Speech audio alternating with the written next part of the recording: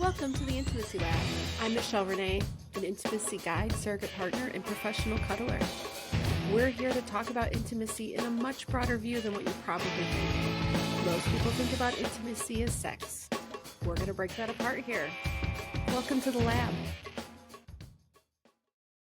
Welcome back to the Intimacy Lab podcast. We are starting season 3, which sounds kind of nuts to me because it feels like I just did this on a whim not that long ago, but here we are. I'm going to be joined today by Dr. Hollywood, and that is her real name, as I've wondered sometimes, and I heard you say that the other day, and I was like, oh, that's good to know. I was like, you live in Southern California, and your name is Hollywood. That's so perfect. I'll ask you more questions about that, I am sure. I'm joined by my dog Dax today because he doesn't want to be away from mama. So if you're watching this on video, yes, my dog has no eyes. It's not that he's sleeping. Some people have asked me that. Is your dog sleeping? How do you know when he's sleeping? I don't know when he's sleeping. But he is very close to mama. What have we done here? I don't think I've recorded a new episode since maybe April of 2024. So I thought I'd do a quick update. Maybe these are updates for you, Holly, too. I don't know. We were on social media together, so. Yeah. I went to the Innovations in Psychotherapy conference in Anaheim in October and did a table with Cuddleist, and nobody asked me if I have sex with my clients. And it was so lovely. Like the contrast of the surrogate partner world.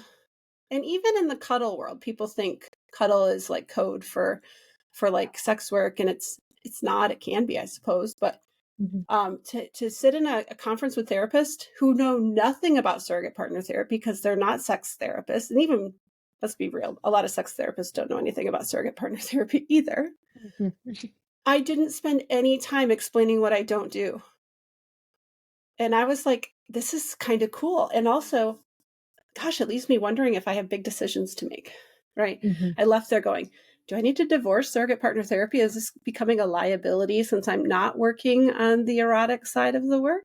And after about 6 weeks, I made sure I slowed everything down and didn't make a rash decision. I hit the space. I get to a place of like knowing where everything in my body settles when I know I've made the right decision. Like I've got to the conclusion. And I hit that in like mid-November. It was just like one thing was said about not wanting to have my work compared in relationship to sex. Like where am I on the spectrum of am I having sex with my clients or not having sex with my clients? And I thought my work has nothing to do with sex at this point. I don't need to be compared to where I am with sex. It doesn't make sense. So it felt a little masochistic if I was to stick with the title surrogate partner. So I dropped it. And it's been a really good decision so far. Shortly after that, I also became the co-owner of Cuddleist, which I describe as like a racehorse being held back for like the last 9 or 10 years of like, I was operations manager for them like 2016 to 2020. And it was always that I don't want to put all my creative energy into somebody else's business. And so I'd hold back quite a bit. And now that I'm finally adopted the baby, I get to put a bunch of creative energy into it, and it feels super invigorating, and it's awesome. So that's kind of how I rolled into 2025 was, what do I call myself now? And I just went back to human connection coach, right? Because it's what I do. It's just I don't work in the erotic side. It's still people to people and the lab, right, of learning how to people better with other people. So that's my update. Miss Holly. Yes. Dr. Hollywood. Yes. We've completed the thing. Finally, yes. Yeah. We completed the thing. Do you want to do an introduction? Sure. I can share a little bit about myself. Go for it. Yeah, so my name is Dr. Hollywood. As Michelle mentioned, that is my real name. I am a licensed marriage and family therapist and certified sex therapist and newer doctor of human sexuality, located in South Orange County, San Clemente, California, where I have a private practice and do a lot of work on the intersection of sex and trauma, So mostly working with survivors of sexual violence, but doing the whole gamut of sex therapy for individuals and couples. I love our overlap in that, even though we've not shared a client. I'm just going to say yet. I imagine it will probably happen at some point. But so much of my work is in sexual survivors too, sexual violence survivors too, and maybe we'll get to talk about that a little bit. Who knows what's going to come up today? Because what I love about this podcast is I do nothing to prepare, though I know you, right? Like I'm not coming in, we're not complete strangers, but we're not exactly like you're not the person I hang out with on a Friday. Like we've run across each other in person. I think I've come to one event for the Orange County ASEC group up in Irvine. And then we saw each other at the ASEC conference in 2023. You didn't go to 2024, right? No, I did not. But I remember when we ran across each other in San Francisco, it was like, wait, is this the first time we're actually meeting in person? In person. It didn't feel that way, right? Because we've been on enough virtual things together. So exactly, enough virtual meetings and being like social media friends and bouncing back and forth. Like I feel like I knew you more, and then I'm like, wait, you see someone in like 3D for the first time. It's like, wait a minute, is that? Yeah, have we not done this before? Like it's I run into that all the time. So we're gonna play the We're Not Really Stranger cards today. This is one day they're gonna sponsor this podcast. I don't know when it will happen. I regularly tag them in my things, and they should totally sponsor me. But anyways, I do love the We're Not Really Stranger cards. They've stayed my favorite so far, though I don't go crazy in picking up new card decks of different things. But I did see this on my Instagram. Partners Are Human, a game that deepens your romantic relationship. And I thought, I wonder how these would translate into this space. Yeah. Okay, so I tried a few of them with a client the other day, and they're very mononormative.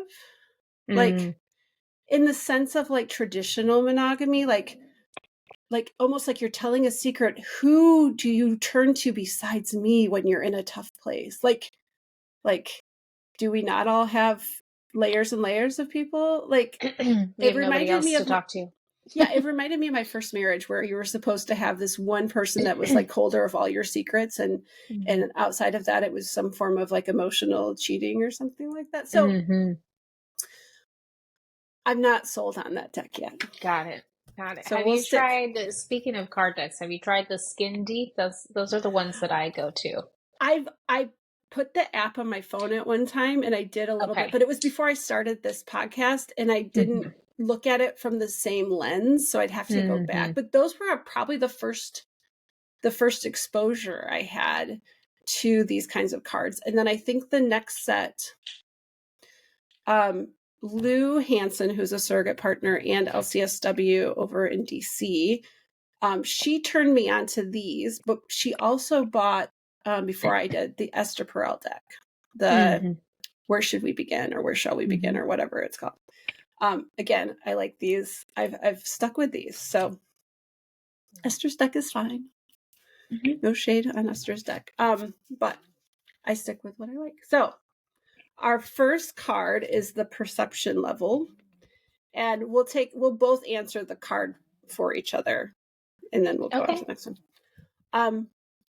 Do I seem like someone who would get a name tattooed on myself? Why or why not? And I'll answer it about you, and you'll answer it about me. And we don't know each other well enough to know if we have tattoos.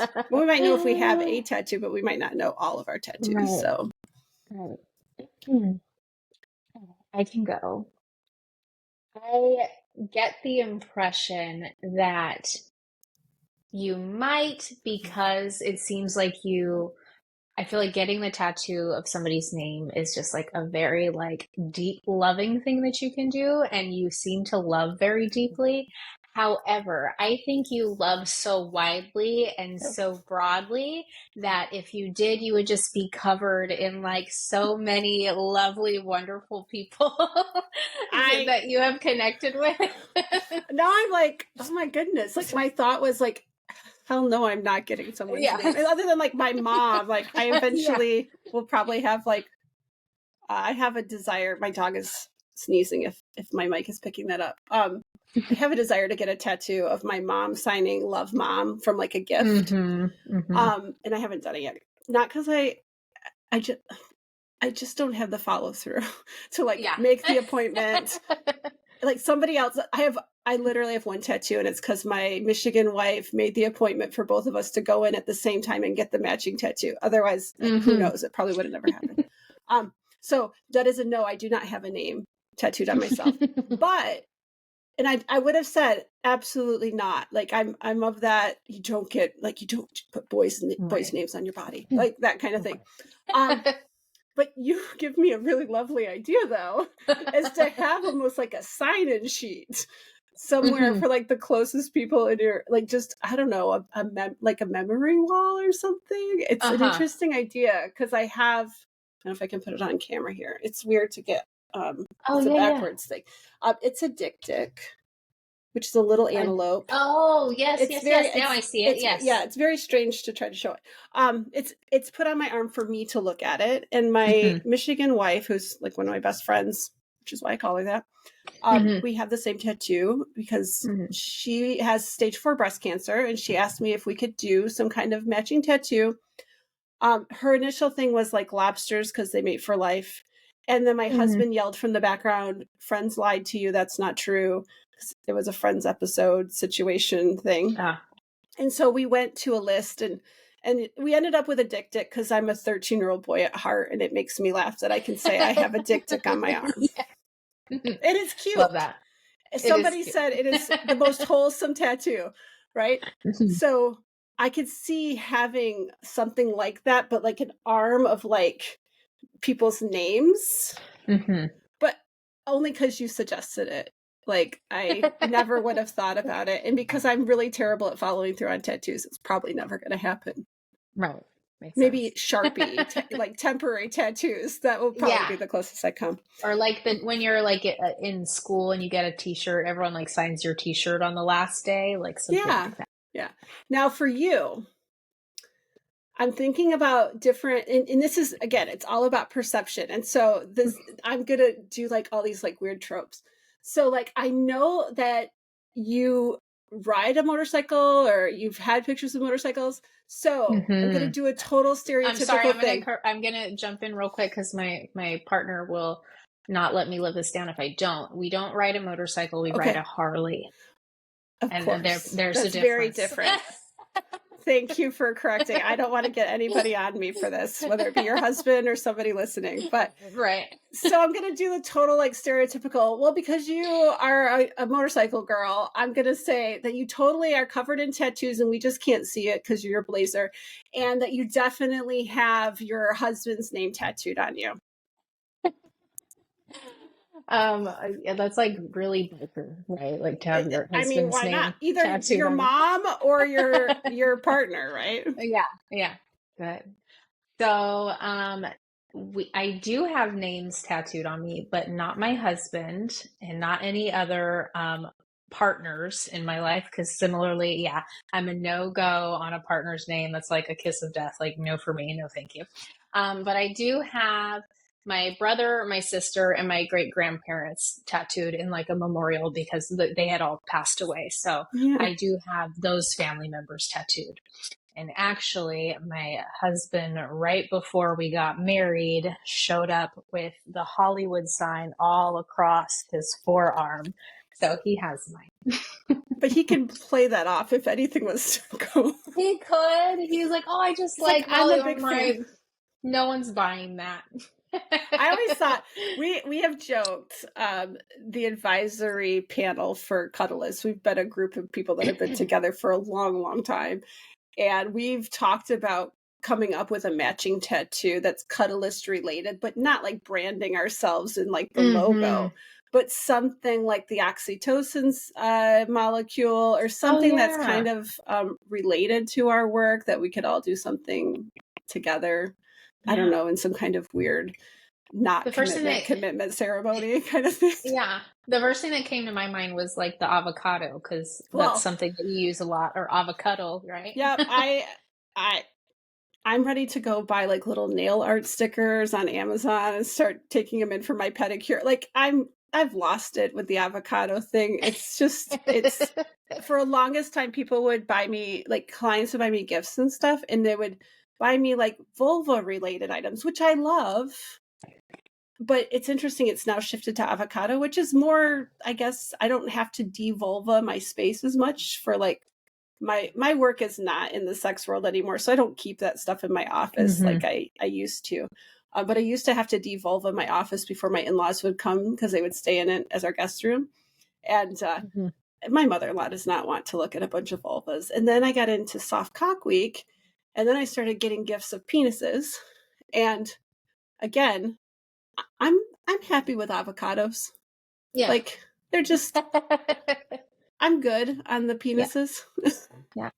Yeah. Avocados are so tasty. More vulvas, never a problem. Like I will definitely, you showed off your Wonders Vulva pillow on a call yesterday that we shared. And I have mine, and I will hold that as a dear tool forever. Because how often do you, I mean, people need an approachable representation to talk about their vulva or their partner's vulva. And it's not that I don't cover those conversations in my space, but it's not where they rest their head during a cuddle session. You know what I mean?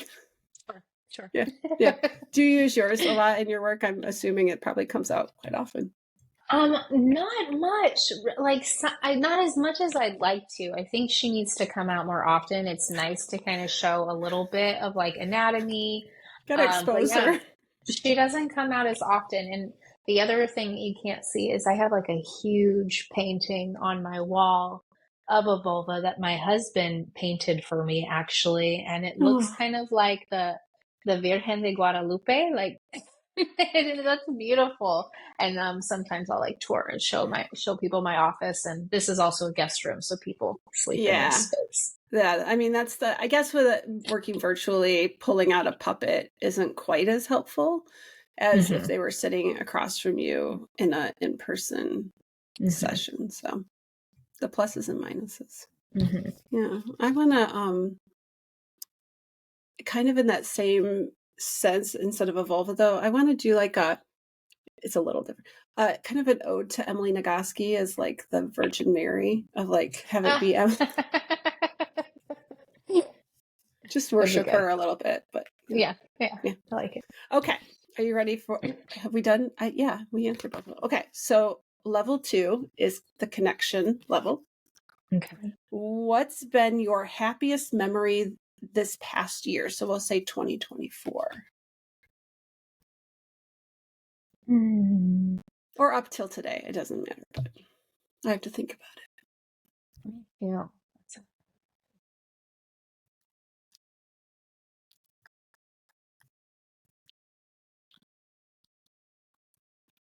Okay, I have one. You have one? Do you want to go first? Yeah, it's the loudest memory that my inner child is screaming at me right now. So I'm just going to run with it because we know they rule the world anyways. I'm such a like therapy geek, and I read all the books and polyvagal and all the things, right? I was at this conference that I mentioned, Innovations, in October, and we're sitting there on a Saturday morning in our onesies because Keely and I have decided that the last day of conference, we're always going to show up in our onesies. It's a weird kind of like, come in, be professional, prove yourself as a professional, and then just be a little lighthearted. So we're sitting there. I'm in my avocado. Keely is in like, I think they're dragon onesie or something with 6-inch heels. It was a wild combination. But that's how Keely rolls. And this older woman walks up to the table, and we get to chatting about our work in professional cuddling. And I do what I always do. I scan for her badge to see like, where are you located? Is it somebody from Southern California? I should connect you for like happy hour if you're in San Diego. Like I do all these things that I'm always like, where do I place this person? Right. And I look at her name tag, and it's Deb Dana. And I don't know if you know who Deb Dana is. Yeah. And I'm like, I just go, oh my God, you're Deb Dana. And Keely goes, oh my God, Michelle talks about you all the time, which is not true. I mean, that's not true, but I think Keely was very smart in saying that. I'm not going to be mad about it. Mm-hmm. But it was just one of these moments that was like, oh my gosh, like you came to talk to us. Mm-hmm. This is so wild. And she was so supportive. And she's like, you guys should be training therapists on this. And we're like, well, we're Mm-hmm. not therapists. So she's like, talk to Pessy. And we're like, well, we can't do that for Pessy, Mm-hmm. but we will talk to other therapists about putting Mm-hmm. together some kind of triadic model thing. But just inner child wise, I was just geeked out because Mm-hmm. all these years of going to these conferences, it's like Comic-Con for me because I'm like, oh, Mm-hmm. I'm going to see this person. I read their book, and I'm going to see this person. I read their book. And that was just a wild, wild experience for me. So that's my favorite memory of the last year. Oh, that's a good one. Yeah. I think for me, I'll just go with, what is standing out as like the loudest is my daughter's first birthday.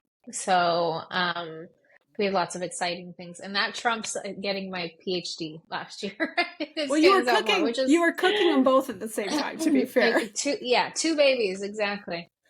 But yeah, we just had my daughter's name is Rebel, and so we had Rebel's first rodeo, and just so many people showed up, and we live kind of far from a lot of people, so the fact that everybody like came out and made a huge deal, and we just got to celebrate her, and we had trouble even like getting pregnant the first time. So to be able to celebrate that, like we made it this far, and we not only does she have so much love around her, but me and my partner have so much love around us because of how much everybody shows up for her. It was just a really, really special moment, and that's something that stands out to me for sure. Did you have that like first cake moment for her and that first birthday? Mm-hmm. I made the cake, everything. So yeah, a little pink cow print cake was a mess. She cried though over the piñata because she didn't want to. It was a horse, so she didn't want to hurt the horse, which is sweet and nice. So as a therapist, then you're like, how did this imprint on her, and where will it show up later on in her right. therapy? I'm like, That's funny. The things I'm glad I didn't know, I think, when I was a new mom versus what I wish I'd known now. If I could go back and do it over again with my kids, like I would not have been I was a cry it out mom. And now what I know about attachment and all that, I'm like, oh my gosh, like my sister was so right doing the attachment parenting stuff and how I would, go back and do it differently. But yeah, there's a time. Yeah, it's so hard. There's always so much information coming out, like more information like this style of parenting, this style of parenting, this bit of research, this bit of research. And I think so many moms get like shamed over like like no matter what you choose, like somebody's going to have a problem with it. So I've been trying to just really let all that go, be very present, try and tune into what feels good for us, and like also be mindful of the American Academy of Pediatrics because I do believe in science, but otherwise, yeah, it's all just we're all just figuring it out. They don't come with a manual, as they say, but I feel like we do have more manuals now in a weird way, like with the internet. And like you said, not all of it is even scientifically backed. And right. Yeah. Well, I would say as she gets older, and you have a second one coming too, right? I do. I have a few months left before another one comes. Yeah, that'll be fun. But as I get older, I think that the thing that I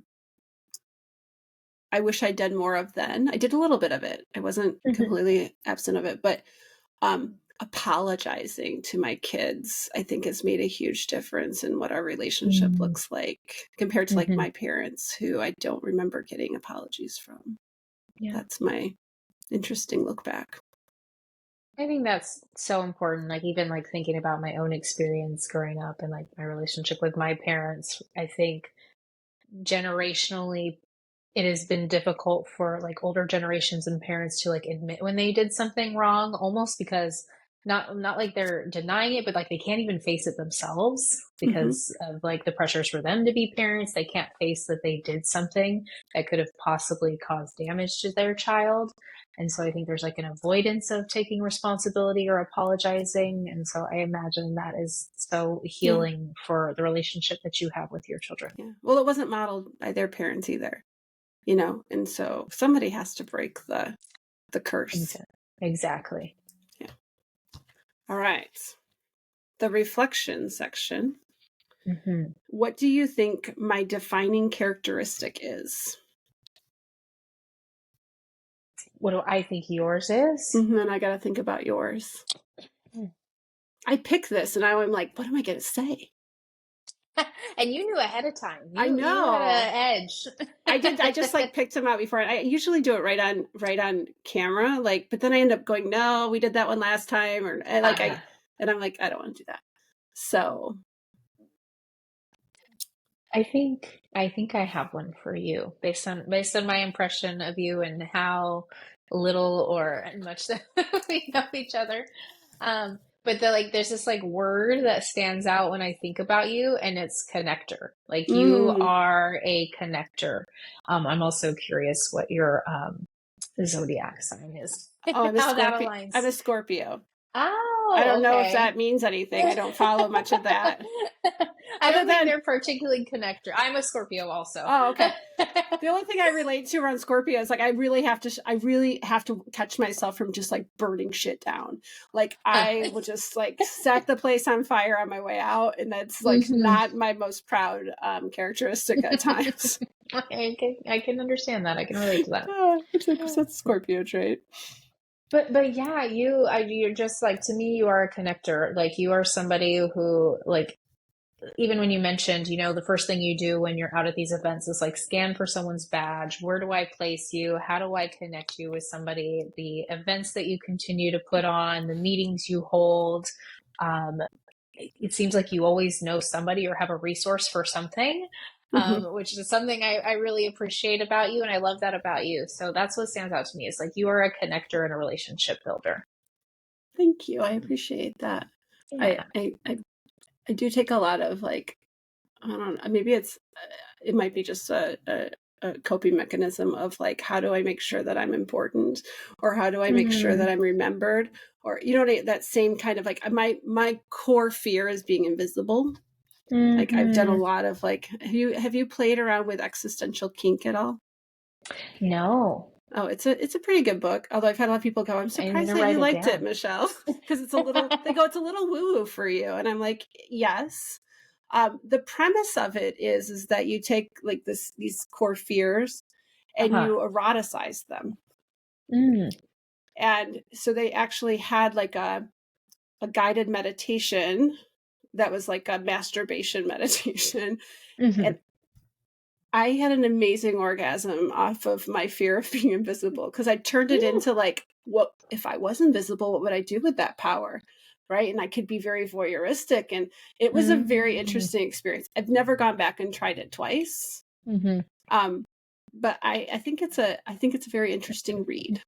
And so that's what always comes up for me, is like this fear of being invisible. So yeah. Well, I think it's like there's like a light and a shadow side, right? Sure. Like I see like the light side of this being connector, relationship builder, and then like the shadow side is that is like maybe it comes from a place of not wanting to be invisible. Yeah, I was invisible in my family. I still am. But yeah. Okay, so your defining characteristic. The thing that keeps coming up, and if I knew you better, it might be something else would stand up further. But because of the kinds of connections that we've shared, what I think about is your approachability is the big word that comes up for me. And I think you're very relatable. Like we've done some, you were doing a study as part of your PhD, and I participated in that. And yeah, I feel like that's the thing that's coming up the strongest for me, is that you're very approachable and relatable. Thank you. And I think in sex therapy, that's so important, right? Because you're asking people to be the most vulnerable, at least in here's how I see it. Like, I was just talking to somebody the other day about this. In regular general therapy, a lot of therapists are really uncomfortable talking about sex. And I think they should follow that discomfort, because if they're uncomfortable, we don't need them making a client situation worse. Mm-hmm. Right? So while I'm upset that you haven't worked on your own sex shit, right, that you can't hold that space for your clients, Right. don't try to hold that space if you haven't worked on your sex shit. Right? And so as a sex therapist, I just think that you get to see a different side that people really struggle to share outside of your space. Because I know I've held that space for a lot of people, and I'm not a sex therapist, but like, if people feel safe with you, they will tell you those things. And they come to you looking for a place to talk about those things. And I think that says, I think that, I imagine if I was picking a sex therapist, approachability and relatability would be really important. Yeah. Thank you. Thank you. I appreciate that sometimes, which is, I think, maybe comes from my own like thing of not like my shadow side, or like this own like trauma of like, I feel like I'm not always a people person. Like I maybe like I think I maybe have this fear of like not being liked. And so to hear that people find me approachable and relatable is really nice to hear. Yeah. And of course in the work that I do, I love being able to hold space for people, and that is just like I am so honored every day to be able to hear some people's deepest, darkest secrets and fears and parts of themselves that they don't share with anybody else. So that certainly my work I appreciate, and also just because you volunteered this information to be able to witness your story and your participation in that research was, again, I'm honored to be able to hear those things from you, from everybody else who comes to my office or participates. So thank you.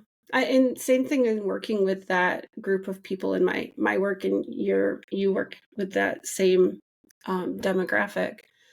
I just think it's such an honor to help, at least in my work, a lot of my work is helping those clients learn how to trust themselves, right? Or in some of that starts with trusting me, but ultimately I want them to trust themselves. And I just, I can't get enough of that kind of work, because it feels like I often describe it as like not the darkest side of sexual assault.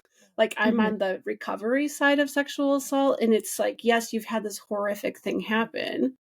And how can we start to create some different memories? Not that they're going to replace those memories, but in a way they have something different to attach to a sensation or something. So example, I don't know if we've ever talked about this, but I have a client that one time she talked about, she has a hard time showering because the washcloth feels very abrasive and reminds her of her father. And so we did some kind of exposure therapy around that, of how could we help change that sensation correlation, right? And to me, that just feels so good to be on the other side, where I can, like, people say, gosh, it's such a heavy topic, Michelle. How do you deal with these stories? And I was like, because I'm on the side where I'm like helping them create a new story. And that just feels, I don't know, that feels so an easy yes for me. Absolutely. And like similarly, something that's been coming up a lot lately is like people have asked me like, who do you like to work with? And like, this sounds like a really terrible way to frame it, but what comes up is in particular women who feel like they're broken, because getting to the place where they see that they're not broken and having that transformation is the most like rewarding experience for myself, certainly being able to bear witness to that and support them through that. So I think a lot of people get the impression like, oh, it must be very sad. Like you said, how do you deal with that? It is certainly sad, like hearing these are terrible stories of things that people have been through, but seeing them grow and transform and like create new memories and new paths for themselves is why I do this work. I imagine why you do the work. Yeah, that it's like a form of payment in some ways, of like, I take so much pleasure in seeing the next phase of their life. It's really great. Yeah. My dog is licking my arm pretty intensely, and I'm wondering what the sound is going to be like on the mic. But anyways, Anything else you want to talk about today? What do you got coming up? I know you've got a YouTube channel you're launching. I do. I'm really, really excited. I feel so embarrassed like saying this out loud. Like again, maybe going back to my fear of putting myself out there, right? But I've been wanting to play around with YouTube for a long time, just as someone who consumes YouTube all the time. And now I'm, in my 30s. So it's like I'm a geriatric YouTuber, even though I know that that's not that old, but it just like in YouTube world, it seems like it's geriatric. But yeah, so I'm, just gathering content, putting together a YouTube channel that's going to launch in the beginning of April on April 5th called the Hollywood Sexologist. And it's just really exciting to be able to put together accurate, evidence-based information for everybody. And it's interesting, going back to when you use the word approachable. I just recorded the trailer. And so one of the things that I express is like, my goal is to make this information accessible and approachable for people so that they can get real accurate information, which I think is also so important given the current political climate and what's happening in the state of the world, to be able to access accurate information and for free. And again, to reach more people, to help them realize that they're normal and not broken. So this is something I'm super, super excited about, just to be able to share more stuff with people.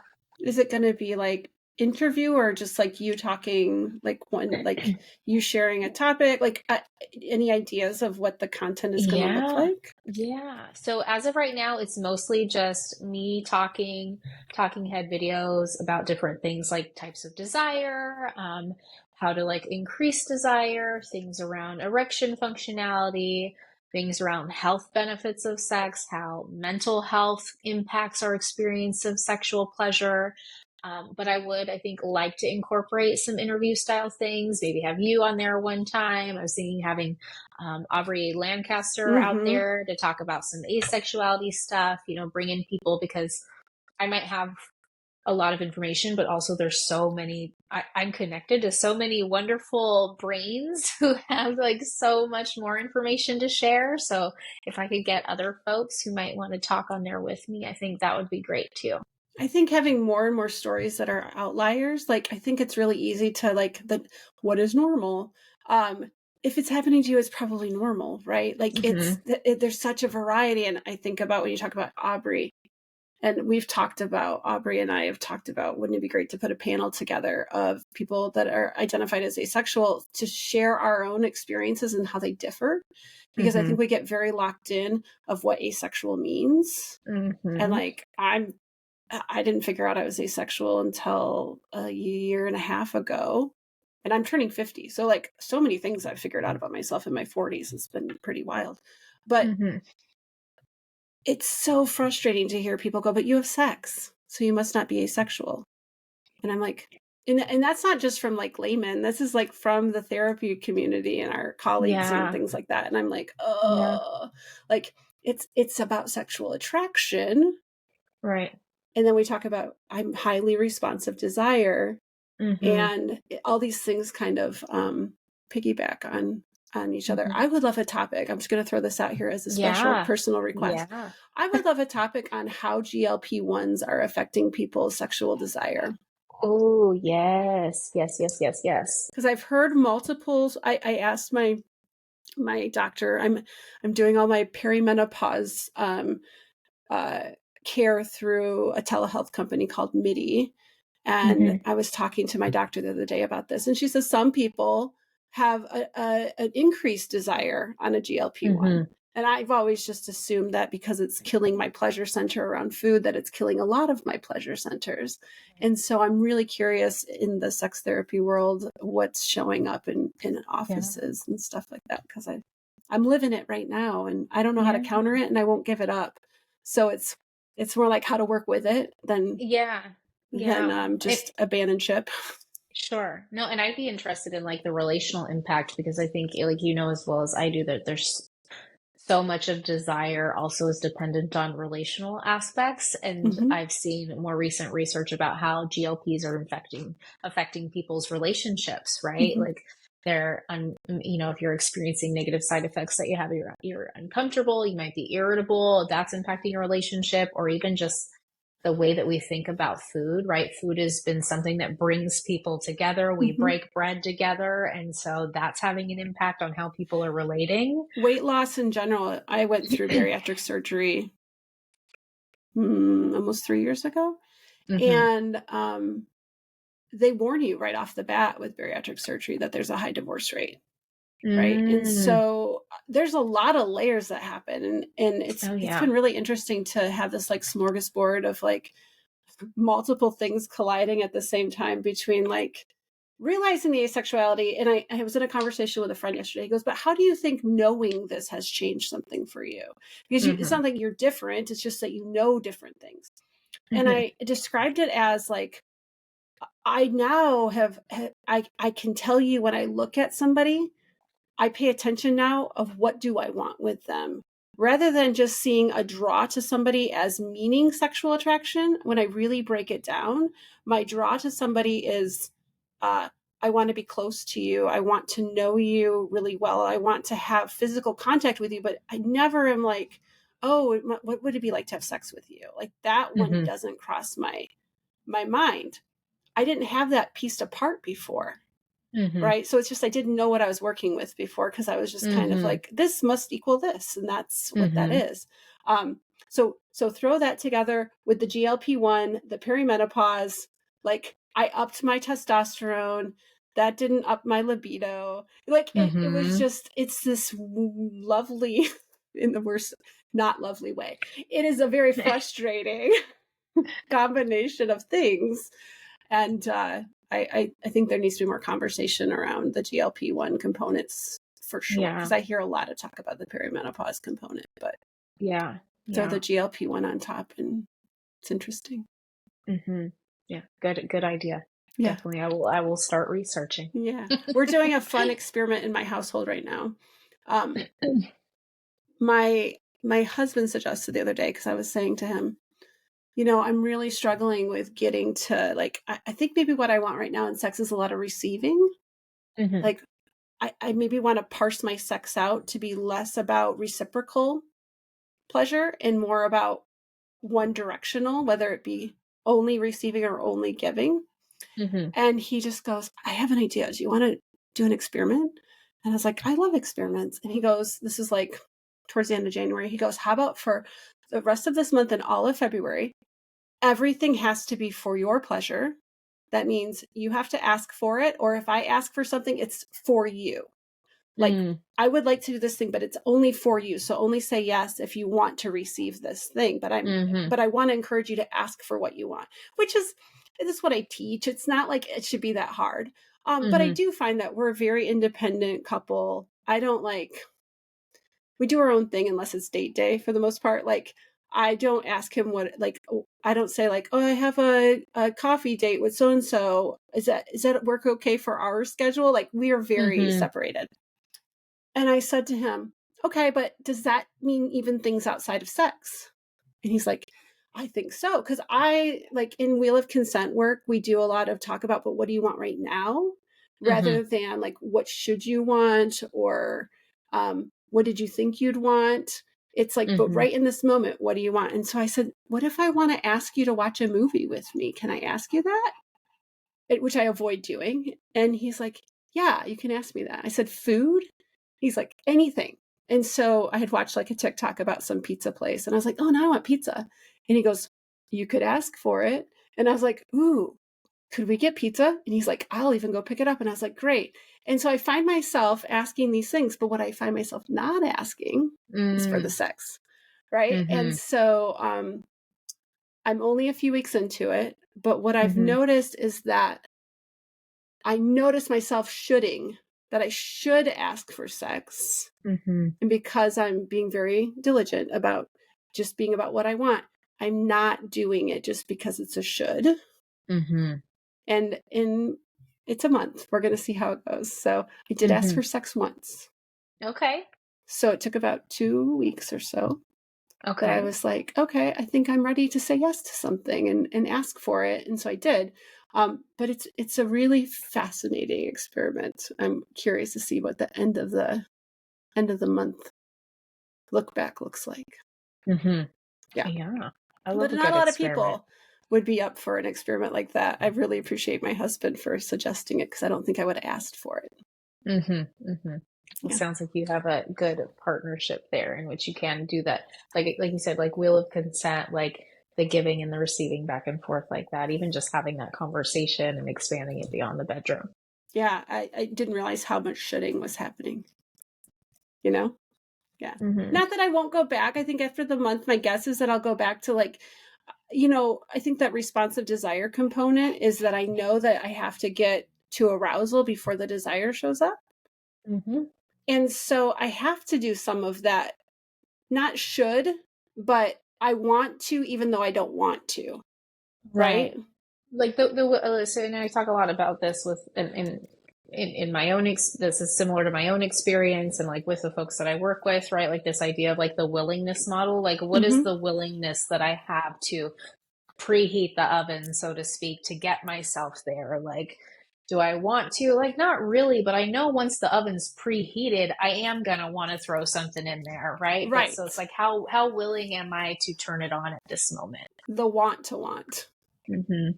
Yeah, for sure. And I do think that's where relationship dynamics can start to really affect that want to want. Right. Mm-hmm. So many little lines to pull. It's like Mm-hmm. defusing a bomb and pulling, I don't know if that's the right term, or unwinding a ball of yarn or something, right? It's a little There's like, safer. yeah, maybe not a bomb. That's probably not a good plan, but yeah. Well, I look forward to your launch. I already RSVP'd, so Yay! I will Excited be to have there. you. Yeah. Well, it's good to have you here today. Where can people find you online? Yeah, they can find me online at thehollywoodsexologist.com and then on social media everywhere, Instagram, on YouTube at the Hollywood Sexologist. Awesome. Well, it's great to have you, and maybe we'll see you again here, or maybe I'll be over there. Who knows? Yes. Thank you so much for having me here. I really appreciate it. It was fun to get a little intimate with you. Yeah, same. Yes. Thank you for joining us. If you'd like to comment, pose a question, or learn more about the guests often featured on the show, visit us at intimacylabpodcast.com. Please also take a moment to review us on your favorite podcast app. It's one of the best ways to show your support. As for me, you can find out more about my work at meetmichellerenee.com, as well as on most social medias at meetmichellerenee. Let's connect again soon.